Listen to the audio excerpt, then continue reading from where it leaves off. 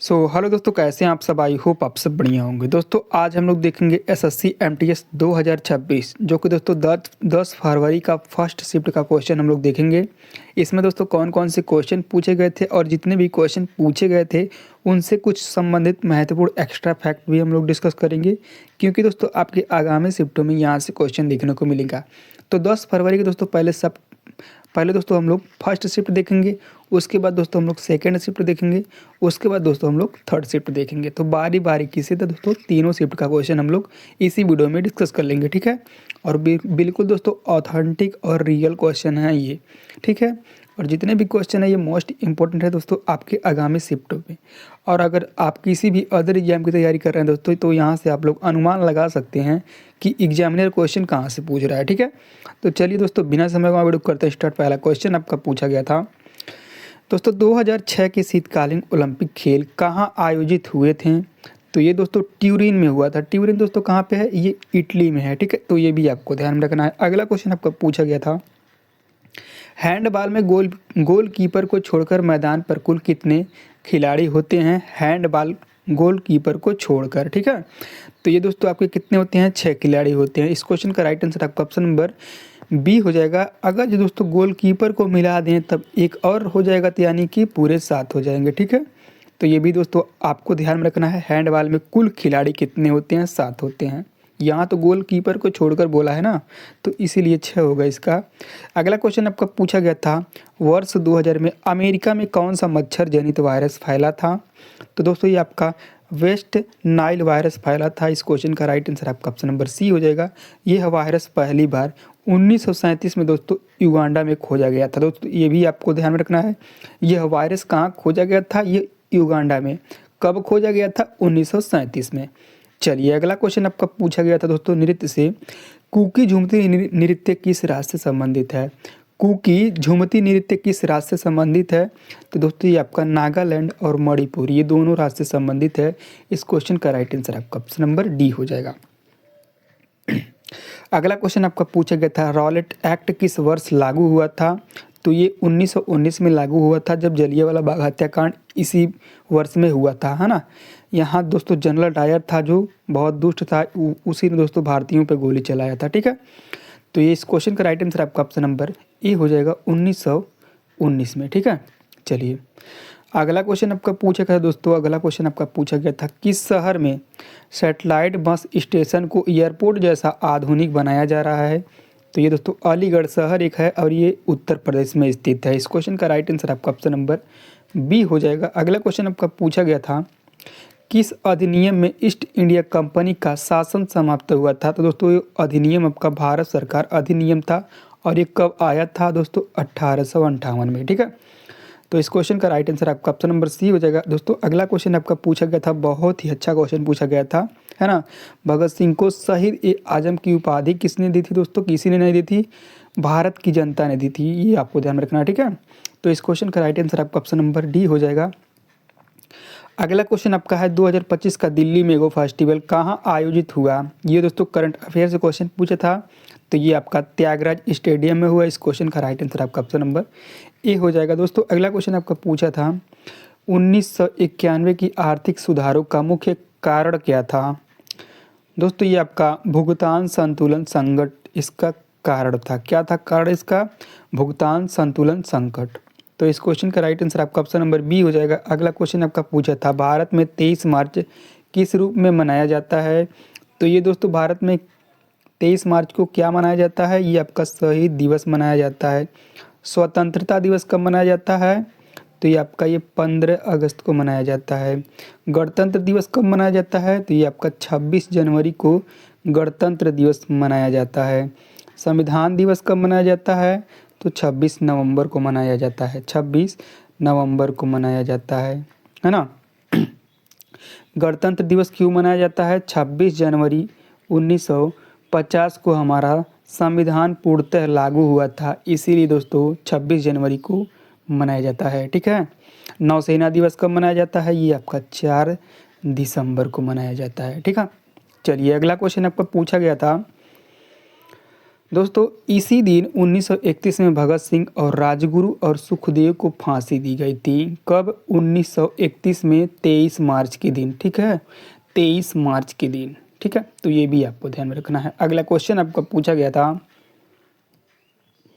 2001 से 2011 के दौरान भारत की ग्रामीण जनसंख्या वृद्धि दर कितनी थी, यानी कि गाँवों की जनसंख्या वृद्धि दर कितनी थी?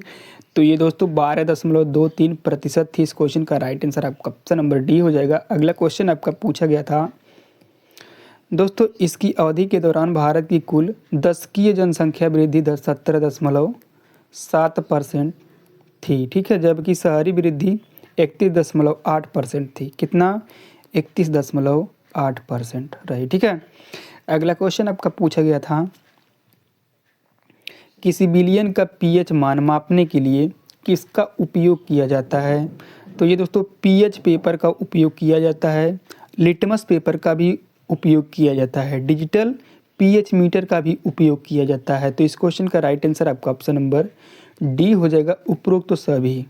ठीक है, इनसे संबंधित कुछ महत्वपूर्ण फैक्ट भी आप और देख लीजिए। पीएच स्केल की खोज किसने की थी? तो दोस्तों स्पेल सॉर्सेन ने की थी। कब की थी? 1909 में की थी। 7 से कम पीएच मान को अम्लीय कहते हैं और 7 से अधिक मान को क्षारीय कहते हैं। अगला क्वेश्चन आपका पूछा गया था गुरुदेव रविंद्रनाथ टैगोर द्वारा स्थापित प्रसिद्ध शिक्षण संस्थान का नाम क्या है? तो ये दोस्तों आपका शांति निकेतन है ना। इस क्वेश्चन का राइट आंसर आपका ऑप्शन नंबर ए हो जाएगा, शांति निकेतन यानी कि विश्व भारती। अगला क्वेश्चन आपका पूछा गया था दोस्तों 1921 में स्थापित विश्व भारती को हाल ही में यूनेस्को द्वारा दुनिया का पहला जीवित विश्वविद्यालय घोषित किया गया था। दोस्तों ये भी आपको ध्यान में रखना है। ये 1921 में विश्व भारती को कहाँ पे शामिल किया गया? यूनेस्को द्वारा। ठीक है, अगला क्वेश्चन आपका पूछा गया था शुंग वंश के अंतिम शासक देवभूति की हत्या किसने की थी? दोस्तों ये वासुदेव कर्ण ने की थी, तभी दोस्तों ये कर्ण वंश की स्थापना किए थे। ये शुंग वंश को नष्ट कर दिए थे। ठीक है, इनकी हत्या करके। ठीक है, चलिए अगला क्वेश्चन आपका है दोस्तों the race of my life किस प्रसिद्ध भारतीय एथलीट की आत्मकथा है? तो ये दोस्तों मिल्खा सिंह। इस क्वेश्चन का राइट आंसर आपका ऑप्शन नंबर सी हो जाएगा दोस्तों, मिल्खा सिंह है ना। इनसे दोस्तों संबंधित कुछ महत्वपूर्ण फैक्ट भी देख लीजिए। मिल्खा सिंह को द फ्लाइंग सिख के नाम से जाना जाता है, ये सभी को पता होगा। उन्होंने 1958 से 62 के एशियाई खेलों में कौन सा पदक जीते थे? तो ये स्वर्ण पदक। कौन सा? स्वर्ण पदक, गोल्ड मेडल। अगला क्वेश्चन आपका पूछा गया था 2011 की जनगणना के अनुसार भारत की ग्रामीण जनसंख्या लगभग कितनी है? ये संख्या में पूछ लिया है दोस्तों। तो इस क्वेश्चन का राइट आंसर आपका ऑप्शन नंबर डी हो जाएगा, कितनी? 83.37 करोड़। ठीक है, 83.37 लाख। ये भी आपको ध्यान रखना। ठीक है, चलिए दोस्तों अगला क्वेश्चन आपका पूछा गया सौरमंडल का वह कौन सा ग्रह है जिसका सर्वाधिक भाग जल से ढका हुआ है? सभी को पता होगा 71% भाग कहाँ पे है? 71% भाग जल कहाँ पे है? तो 71% जल आपके पृथ्वी पे है ना। इस क्वेश्चन का राइट आंसर आपका ऑप्शन नंबर ए हो जाएगा।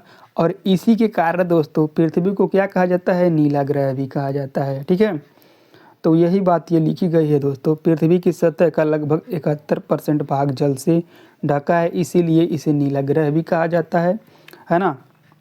अगला क्वेश्चन आपका पूछा गया था फ्रैगिल यानी कि नाजुक शब्द का सबसे उपयुक्त विलोम है। विलोम शब्द पूछा गया दोस्तों, ये कौन सा है? तो दोस्तों ऑप्शन में आपका स्ट्रॉन्ग था, है ना। अगर जो दोस्तों टोंग भर था तो टॉ भर था तो दोस्तों आपको कन्फ्यूजन क्रिएट हो सकता था, लेकिन स्ट्रॉन्ग था, है ना। तो इसका मतलब ही नाजुक होता है, तो नाजुक का विलोम शब्द क्या होगा? स्ट्रॉन्ग ही होगा ना। तो इस क्वेश्चन का राइट आंसर आपका ऑप्शन नंबर बी हो जाएगा। अगला क्वेश्चन आपका पूछा था, ये भी दोस्तों विलोम शब्द से है, इनक्रेडिबल यानी कि अविश्वसनीय का विलोम शब्द चुनिए, यानी कि क्या है? तो दोस्तों इस क्वेश्चन का राइट आंसर आपका ऑप्शन नंबर सी हो जाएगा, इनक्रेडिबल। ठीक है, चलिए अगला क्वेश्चन आपका पूछा गया था सुंदर हस्तलेखन की कला को क्या कहा जाता है? तो ये दोस्तों कैलीग्राफी कहा जाता है। क्या? कैलीग्राफी।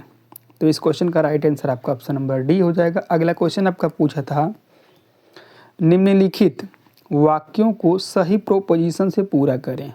वाक्य क्या है आपका, the kitchen was infested dash cockroaches. ठीक है, तो ये दोस्तों कोकरोचेस मतलब यहाँ क्या फिल होगा, तो ये दोस्तों आपका फिल होगा विथ। विथ दोस्तों कहाँ कहाँ फिल होता है ये भी हम लोग देख लेते हैं। इन्फेस्टेड विथ का उपयोग कहाँ होता है, इसका प्रयोग दोस्तों तब किया जाता है जब कोई स्थान कीड़ों, चूहे या अवांछित चीज़ों से भरा हुआ है ना, तब इसका उपयोग किया जाता है। दोस्तों ये था आपका 10 फरवरी के पहले शिफ्ट के क्वेश्चन। दोस्तों अब हम लोग देखेंगे सेकेंड शिफ्ट के क्वेश्चन, और ये भी दोस्तों जितने भी क्वेश्चन इसमें पूछे गए हैं सभी के सभी 100% रियल क्वेश्चन हैं। ठीक है, तो चलिए दोस्तों इसमें भी हम लोग देख लेते हैं कौन कौन से क्वेश्चन पूछे गए थे। तो दोस्तों इसमें पहला क्वेश्चन आपका पूछा गया था, उस्ताद जाकिर हुसैन किस वाद्य यंत्र से संबंधित हैं। तो कौन से वाद्य यंत्र से संबंधित है दोस्तों उस्ताद, तो ये आपके तबला वाद्य यंत्र से संबंधित हैं। इस क्वेश्चन का राइट आंसर आपका ऑप्शन नंबर ए हो जाएगा। अगला क्वेश्चन पूछा गया था, 2011 की जनगणना के अनुसार भारत के किस राज्य में जनसंख्या घनत्व सबसे कम था। तो ये दोस्तों अरुणाचल प्रदेश था। इस क्वेश्चन का राइट आंसर आपका ऑप्शन नंबर बी हो जाएगा। इनसे संबंधित कुछ महत्वपूर्ण फैक्ट देख लीजिए। जनसंख्या घनत्व को प्रति वर्ग किलोमीटर व्यक्तियों की संख्या के रूप में परिभाषित किया जाता है। तो ये दोस्तों परिभाषित किया जाता है मतलब एक प्रति किलो वर्ग में कितने व्यक्ति रह रहे हैं उससे दोस्तों जनसंख्या नापी जाती है। ठीक है, 2011 में भारत का जनसंख्या घनत्व 382 प्रति वर्ग किलोमीटर था, है ना। मतलब एक प्रति वर्ग किलोमीटर में कितने लोग रह रहे थे उसके अनुसार ये नापा गया। 382 लोग रह रहे थे। ठीक है, तो इसी के अनुसार ये नापा गया था। कितना था, 382 प्रति वर्ग किलोमीटर। 1106 जैसे जनसंख्या वाले बिहार टॉप पर है, वहीं दोस्तों दूसरे पे 1028, दूसरे पे है आपका पश्चिम बंगाल। केरल दोस्तों आपका 860 सबसे अधिक आबादी वाले राज्यों में से। ठीक है, तो ये भी आपको ध्यान में रखना है ये 3 टॉप। ठीक है, चलिए अगला क्वेश्चन आपका पूछा गया था, महात्मा गांधी ने 1918 में किसानों के लिए खेड़ा सत्याग्रह किस राज्य में शुरू किया था। तो सभी को पता होगा ये गुजरात। इस क्वेश्चन का राइट आंसर आपका ऑप्शन नंबर सी हो जाएगा। दोस्तों महात्मा गांधी और सरदार वल्लभ भाई पटेल इसका नेतृत्व करता थे। तो इसके नेतृत्वकर्ता कौन थे दोस्तों, महात्मा गांधी और सरदार वल्लभ भाई पटेल। काल और फसल दोस्तों खराब होने के बाद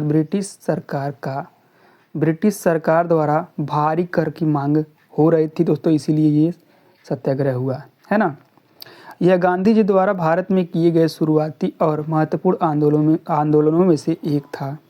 अगला क्वेश्चन आपका पूछा गया था दोस्तों, मानव शरीर में मूत्र कहाँ पर जमता है ना। तो दोस्तों ये आपका किडनी, यानी कि किडनी मत करिएगा, ये मूत्रवाहिनी मत करिएगा, ये मूत्र मार्ग मत करिएगा। इस क्वेश्चन का राइट आंसर आपका ऑप्शन नंबर डी हो जाएगा, मूत्राशय। ज़्यादातर बच्चे दोस्तों किडनी करके आए हैं। ठीक है, तो इस क्वेश्चन का राइट आंसर आपका ऑप्शन नंबर डी हो जाएगा, मूत्राशय में। अगला क्वेश्चन आपका करंट अफेयर से पूछा गया था, कॉमनवेल्थ गेम्स 2022 में भारतीय पहलवानों ने कुल कितने पदक जीते थे। तो दोस्तों ये 12 पदक जीते थे। कितने, 12 पदक। तो इस क्वेश्चन का राइट आंसर आपका ऑप्शन नंबर ए हो जाएगा। 12 पदक वो कौन कौन से दोस्तों थे, तो ये आपके इसमें गोल्ड 6 थे, सिल्वर 1 था, ब्रॉन्ज 5 था। हम लोग देख लेते हैं सिल्वर और गोल्ड और ब्रॉन्ज किसने किसने जीता है, उनका नाम क्या है। तो पहले गोल्ड दोस्तों बजरंग पुनिया, दूसरे साक्षी मलिक, तीसरे दीपक पुनिया और चौथे रवि कुमार दहिया और 5वें दिनेश फोगाट और छठे आपके नवीन कुमार। ये दोस्तों गोल्ड मेडल इन्होंने जीता था।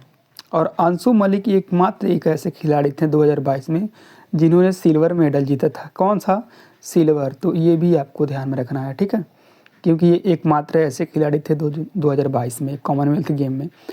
अगला आपका है ब्रॉन्ज मेडल, दिव्या काकरन एक, पहली दिव्या काकरन, दूसरी मोहित ग्रेवाल, तीसरी कौन है, पूजा गहलोत और चौथी आपकी पूजा सियाग और 5वीं आपकी दीपक नेहरा। तो दोस्तों ये पांचों क्या हैं, ब्रॉन्ज मेडल जीती हैं। ठीक है, अगला क्वेश्चन आपका पूछा गया था, F बराबर यम्य के अनुसार किसी वस्तु द्वारा लगाया गया बल खाली स्थान होता है ना। तो दोस्तों इस क्वेश्चन का राइट आंसर बताइएगा क्या होगा। तो ये दोस्तों द्रव्यमान और त्वरण का गुणनफल होगा। इस क्वेश्चन का राइट आंसर आपका ऑप्शन नंबर बी हो जाएगा। अगला क्वेश्चन आपका पूछा था, एशिया के किस देश में लौह अयस्क का सबसे बड़ा भंडार और उत्पादन पाया जाता है? तो दोस्तों ये आपका चीन है। चीन में दोस्तों बहुत ही ज़्यादा भंडार पाया जाता है और बहुत ही चीज़ों में दोस्तों चीन क्या है, टॉप पर है ना। इसमें दोस्तों हम लोग एक ट्रिक बनाए हैं, पकानी कोका दुयोदोसम, सॉरी ये राष्ट्रपति के लिए है, सॉरी दोस्तों क्या है, पापा को ग्रेट फांसी, ग्रेट फांसी, ग्रेट फांसी अभी जस्ट ऐसा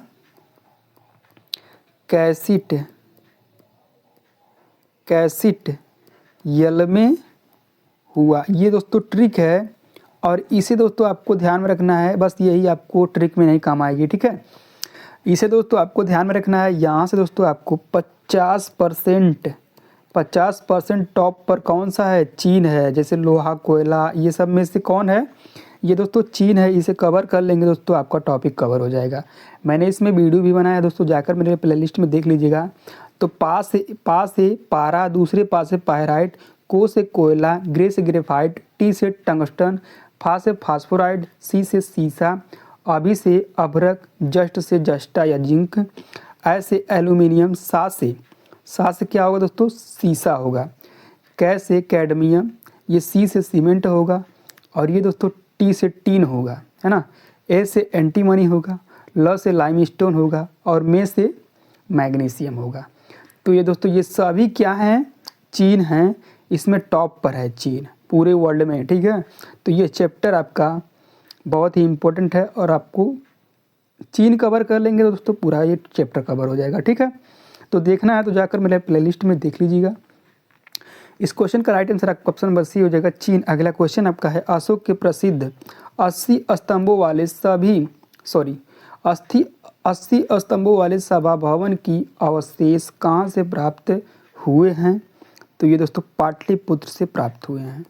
इस क्वेश्चन का राइट आंसर आपका ऑप्शन नंबर डी हो जाएगा। यह कुम्हार में स्थित मौर्य साम्राज्य का एक विशाल महल था जिसके स्तंभ मुख्य रूप से पत्थर या लकड़ी के बने थे। किसके बने थे, पत्थर या लकड़ी के बने थे। तो ये भी आपको ध्यान में रखना है, ठीक है। चलिए अगला क्वेश्चन आपका पूछा गया था 2025 में कोयले का सबसे बड़ा उत्पादक उपभोक्ता देश कौन सा था? 2025 की बात सिर्फ हो रही है, ठीक है। तो ये आपका अपना प्यारा भारत, ऑप्शन नंबर 1, ठीक है। अगला क्वेश्चन आपका पूछा गया था, कटौती प्रस्ताव का संबंध मुख्य रूप से किससे है? तो ये सांसद नहीं है दोस्तों, ये संसद बजट प्रक्रिया है, ठीक है, संसद बजट प्रक्रिया। इस क्वेश्चन का राइट आंसर आपका ऑप्शन नंबर बी हो जाएगा।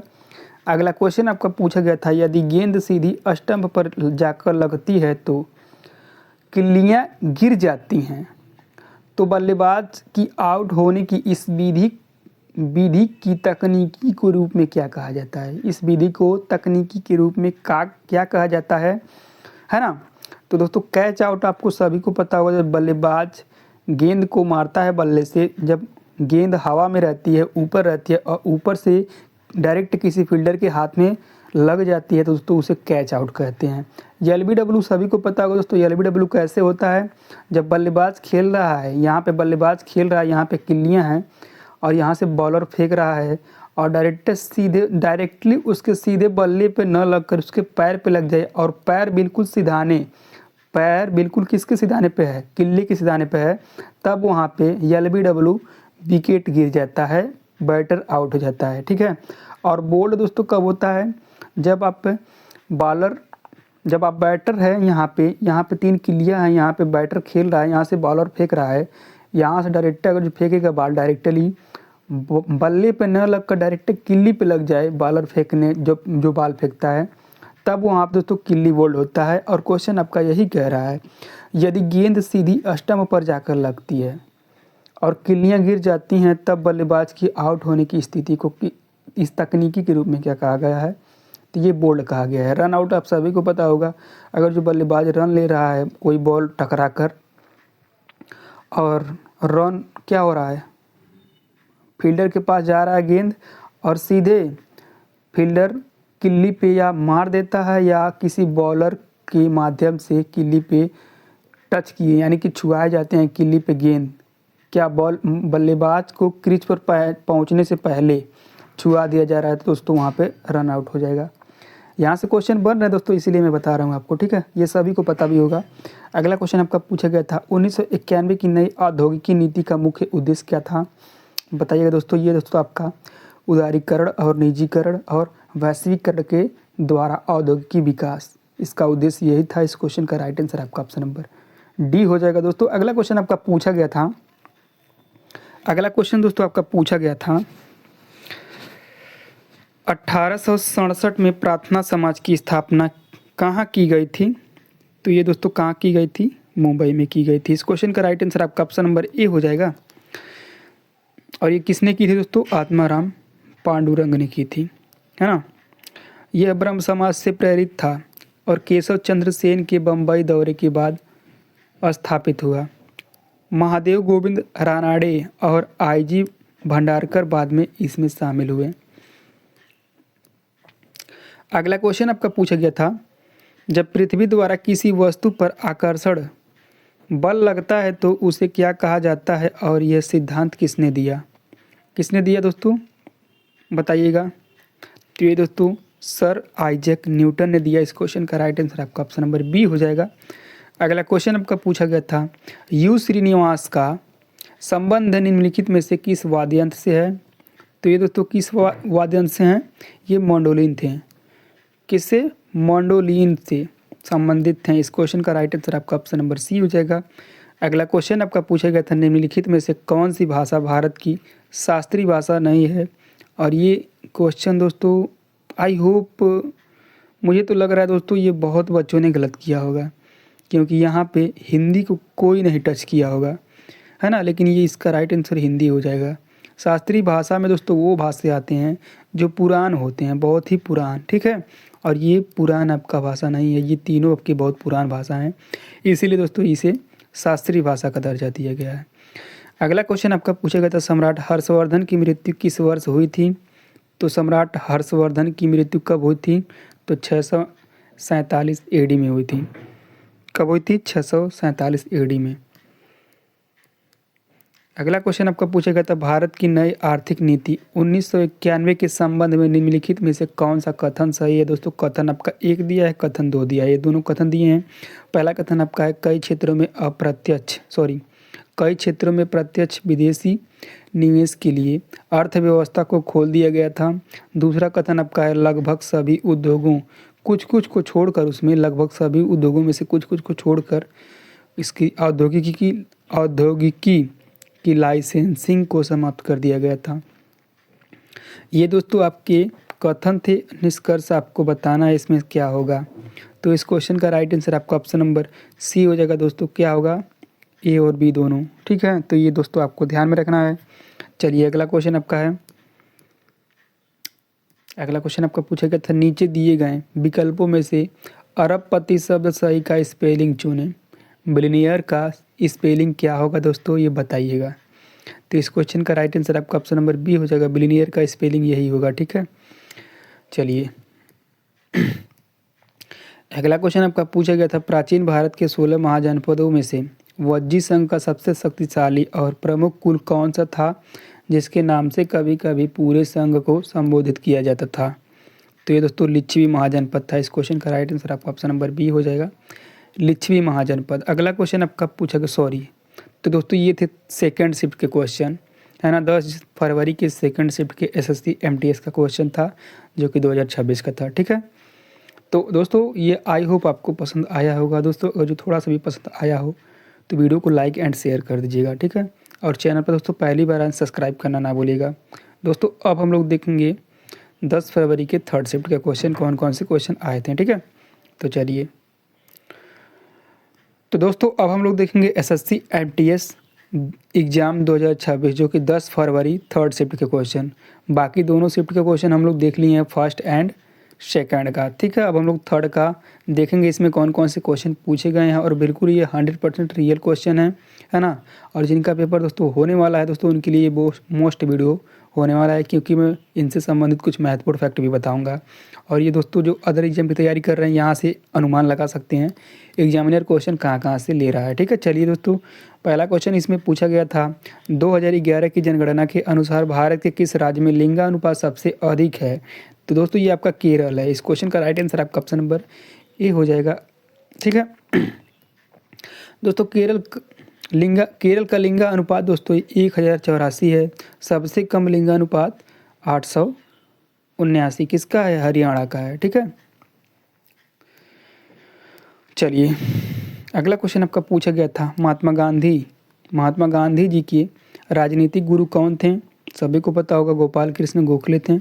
इस क्वेश्चन का राइट आंसर आपका ऑप्शन नंबर बी हो जाएगा। इनसे संबंधित दोस्तों कुछ महत्वपूर्ण फैक्ट हम लोग देख लेते हैं। राजनीतिक गुरु गोपाल कृष्ण गोखले ने 1896 में पहली बार इनसे मिले थे। ठीक है, गांधी जी से।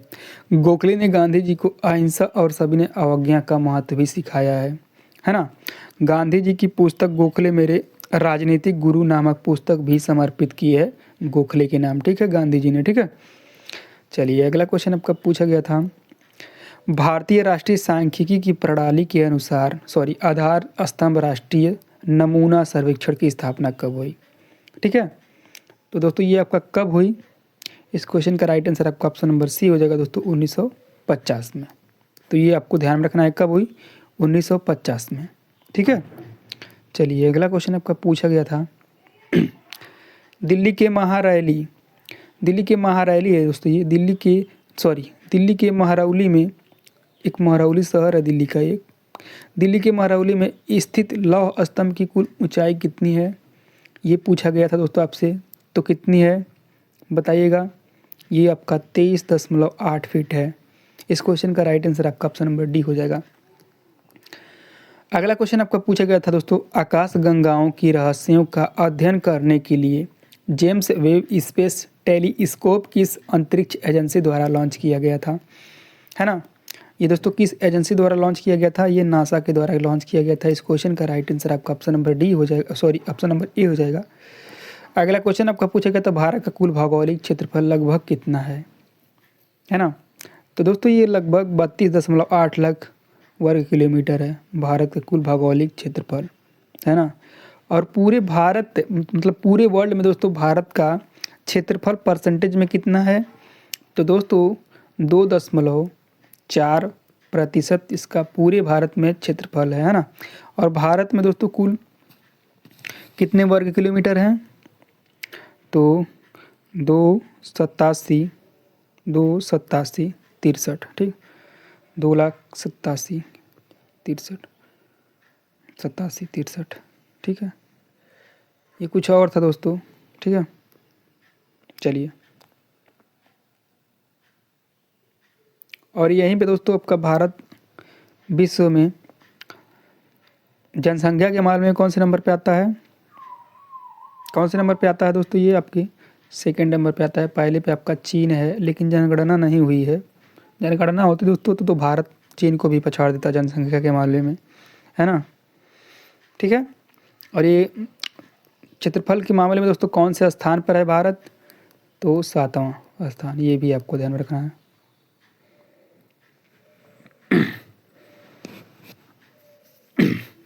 यहाँ दोस्तों इसकी 32,87,263 इसकी क्या है, इसका क्षेत्रफल है। तो ये भी दोस्तों आपको याद रखना है ना। कितना है, 32,87,263। ये मैंने ऐसे याद किया है, ठीक है, 32,87,263, ठीक है। चलिए अगला क्वेश्चन आपका पूछा गया था गुलाम वंश के निम्नलिखित शासकों को सही क्रम में व्यवस्थित करें। गुलाम वंश दोस्तों, गुलाम वंश पहले दोस्तों आपको सभी को पता होगा कुतुबुद्दीन ऐबक था। 1206 से 1210 तक, ठीक है, कुतुबुद्दीन ऐबक था। उसके बाद दोस्तों आया कौन, उसके बाद दोस्तों इल्तुतमिश आया। कब आया, 1211 से 1236, है ना, 1236 ये दोस्तों इल्तुतमिश आया था। तो उसके बाद दोस्तों बलबन आया था। बलबन की दोस्तों एक याद रखिएगा, ये लौह रक्त नीति अपनाया था, तो ये क्वेश्चन में बहुत ही बार आया है ना। और कुतुबुद्दीन ऐबक लाख बख्शी के नाम से जाना जाता था। इल्तुतमिश दोस्तों क्या नाम से जाना जाता था, ये आपको ध्यान में रखना है और बताना है। इल्तुतमिश की बेटी कौन सी थी, रजिया सुल्तान, जो कि रजिया सुल्तान है ना, जो कि ये मुस्लिम महिला शासकी प्रथम थी। तो ये भी दोस्तों आपको याद रखना है, ठीक है। तो यहाँ दोस्तों पहले आया था आपका कुतुबुद्दीन ऐबक यानी कि 2, उसके बाद इल्तुतमिश 3, उसके बाद 1, 2, 3, 1 कौन सा ऑप्शन है, ऑप्शन नंबर बी। इस क्वेश्चन का राइट आंसर आपका ऑप्शन नंबर बी हो जाएगा, ठीक है। चलिए अगला क्वेश्चन आपका पूछा गया था, भारतीय संविधान का कौन सा अनुच्छेद राज्य को समाज के गरीब और कमजोर वर्गों को मुफ्त कानूनी सहायता प्रदान करने की निर्देश देता है, तो यह आर्टिकल 39 है, 39 ए है, ठीक है। दोस्तों राज्य के नीति निर्देशक तत्व दोस्तों कहाँ से लिए गए हैं, आयरलैंड के संविधान से लिए गए हैं, है ना, आयरलैंड के संविधान से। और ये आर्टिकल कहाँ से कहाँ तक, तो 36 से लेकर 51 तक आर्टिकल। उसके बाद दोस्तों राष्ट्रपति किया जाता है ना, 52वां राष्ट्रपति से आ जाता है, ठीक है। और 52 से लेकर 61 तक राष्ट्रपति से दोस्तों आपको याद करना है, तो दोस्तों पकानी कोका दुए दशम दोस्तों आपको याद कर लेना है। 52 से लेकर 61 यानी कि महाभियोग तक आपको याद हो जाएगा, पद से लेकर महाभियोग तक आपको, अगर जो आपको याद करना है तो। और 36 से लेकर 51 तक दोस्तों को याद करना है आपको, तो हमारे प्ले लिस्ट में जाकर देख लीजिएगा। ये राज्य की नीति निर्देशक तत्व हैं और ये आयरलैंड के संविधान से लिए गए हैं, भाग 4 में निहित है। ये हम लोग अच्छे तरीके से डिस्कस करे हैं और भी सरल भाषा में याद किए हैं, ठीक है ना, ठीक है।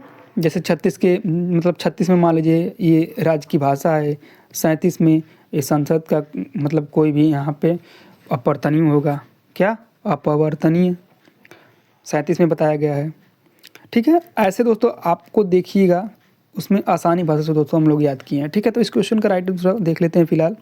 इसका राइट आंसर आपका ऑप्शन नंबर सी हो जाएगा, आर्टिकल 39 का ए। अगला क्वेश्चन आपका पूछा गया था, दिल्ली की लाल किले को बनाने में कितने वर्ष लगे थे, तो ये 10 वर्ष लगे थे, है ना।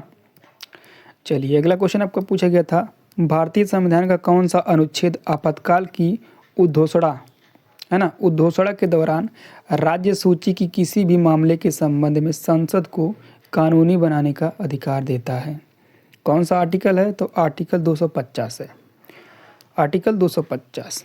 इस क्वेश्चन का राइट आंसर आपका ऑप्शन नंबर ए हो जाएगा। गरुड़ी गोम्बे किस भारतीय राज्य का प्रसिद्ध लोक नृत्य है, गरुड़ी गोम्बे, तो ये आपका कर्नाटक का है। इस क्वेश्चन का राइट आंसर आपका ऑप्शन नंबर डी हो जाएगा।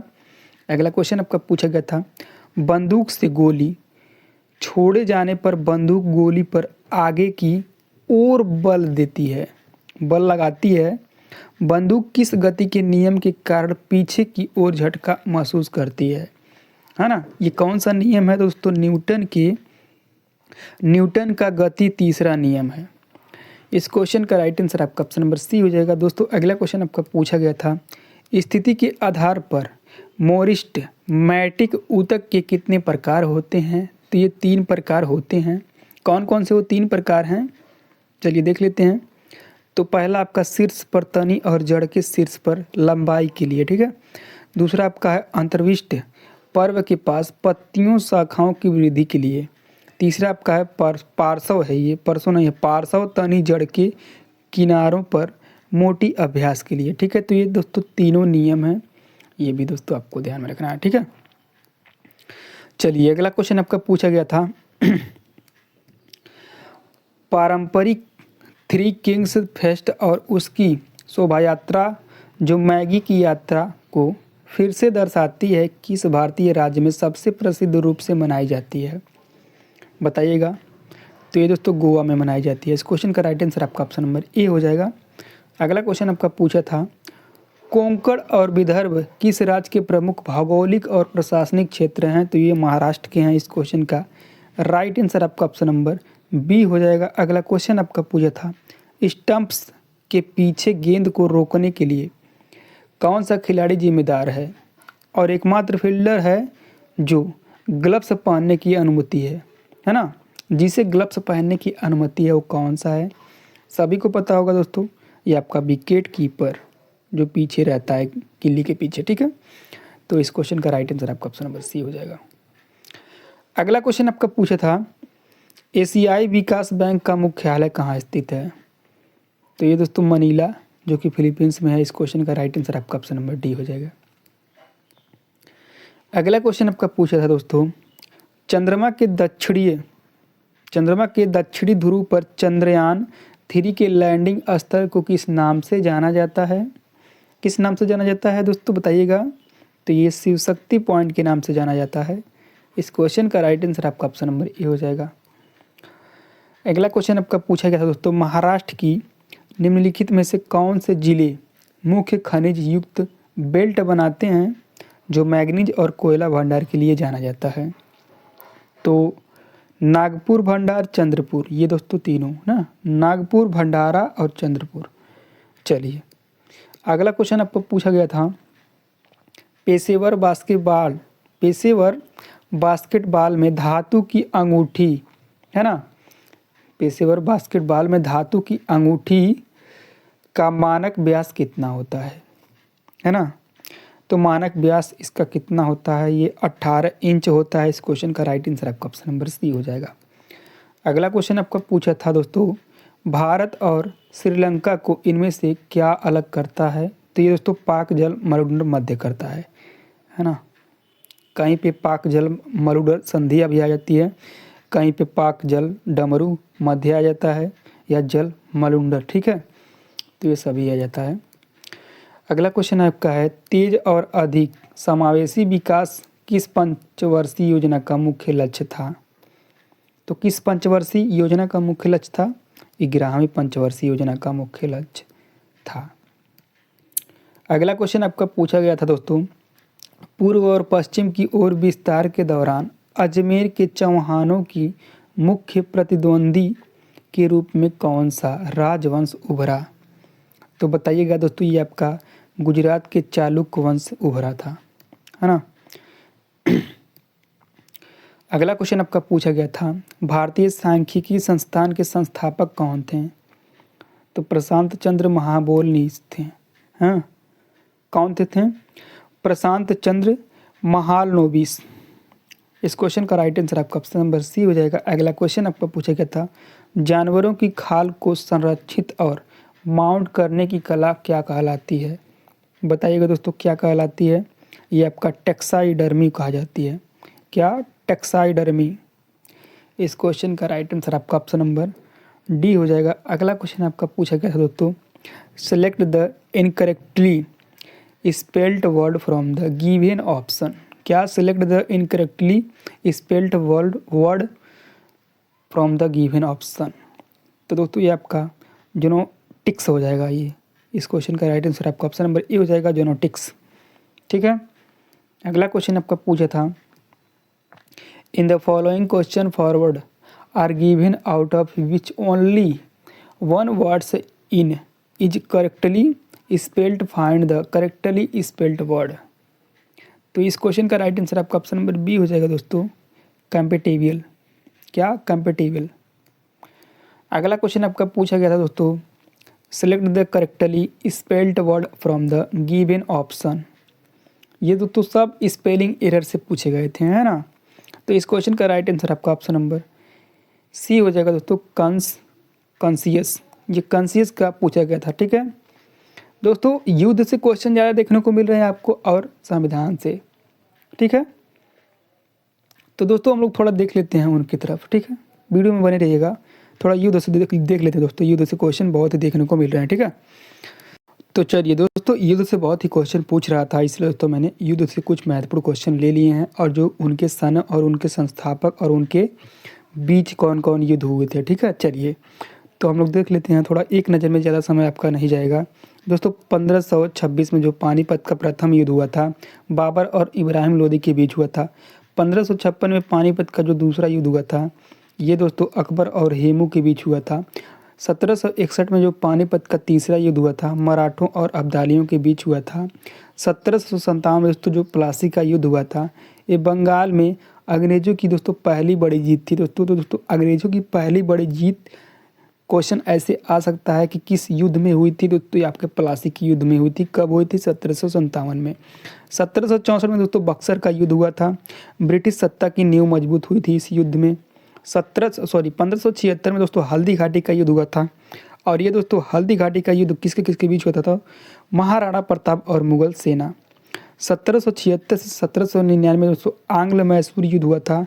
ये इतना लंबा युद्ध क्यों हुआ था दोस्तों? क्योंकि ये पूरे कुल 4 युद्ध हुए थे, है ना। आंग्ल मैसूर युद्ध के पूरे 4 युद्ध हुए थे और ब्रिटिश और मैसूर के बीच हुआ था। ठीक है दोस्तों, गुलाम वंश की स्थापना किसने की थी या ममलुक वंश की स्थापना किसने की थी? ये दोनों एक ही हैं। तो दोस्तों कुतुबुद्दीन ऐबक ने की थी दोस्तों। कब की थी? 1206 में। तो ये आपको ध्यान में रखना है।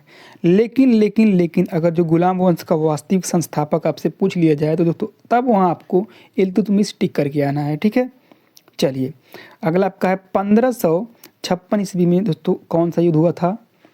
नहीं सॉरी दोस्तों, 1556 में दोस्तों ये अकबर का राज्य अभिषेक हुआ था, जो कि ये मुगल सम्राट हैं। ठीक है, 1582 ईस्वी में दीन ए इलाही धर्म की शुरुआत हुई, अकबर के द्वारा हुई, है ना। अब दोस्तों 1498 में वास्को डी गामा भारत आया था और यहीं पे दोस्तों समुद्री मार्ग की खोज की थी, ना कि भारत की खोज की थी। ठीक है, तो ये भी दोस्तों आपको ध्यान में रखना है।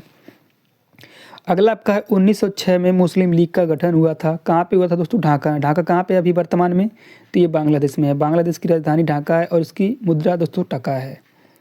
अगला आपका है 1909 में मार्ले मिंटो सुधार आया था। ये सांप्रदायिक निर्वाचन का आरंभ किया था। 1914 से 1918 में सभी को पता होगा प्रथम विश्व युद्ध हुआ था। वैश्विक संघर्ष ये पहला था। ठीक है, 1939 से 45 में दोस्तों द्वितीय विश्व युद्ध हुआ था। ये दूसरा वैश्विक संघर्ष है।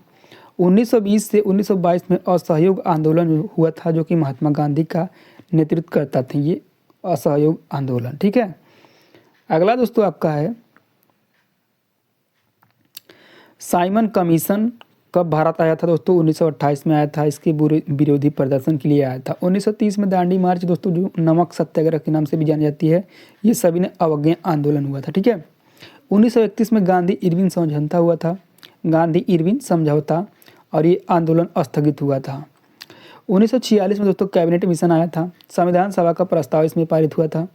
1948 में महात्मा गांधी की हत्या हुई थी। किसने की थी? नाथूराम गोडसे ने। ठीक है, 15 अगस्त के अतिरिक्त तथ्य के।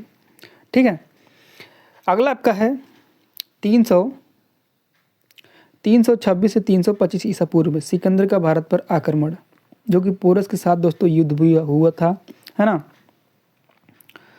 1540 ईसा पूर्व में दोस्तों महावीर स्वामी का जन्म हुआ था। 1563 में गौतम बुद्ध का जन्म हुआ था। 58 ईसा पूर्व में विक्रम संवत का आरंभ हुआ था। 78 ईसा पूर्व में संघ संवत का आरंभ हुआ था, है ना। पृथ्वीराज चौहान और मोहम्मद गोरी के बीच दोस्तों 1191 से 1192 जो तराइन का युद्ध हुआ था। तराइन का प्रथम युद्ध दोस्तों पृथ्वीराज चौहान और मोहम्मद गौरी के बीच हुआ था दोस्तों। ये प्रथम युद्ध 1191 में, लेकिन इसमें जीता कौन था दोस्तों? पृथ्वीराज चौहान जीता था। दूसरे में दोस्तों जब हुआ था तो यहाँ पे मोहम्मद गौरी ने जीत लिया था, है ना। 1966 में दोस्तों ताशकंद समझौता हुआ था।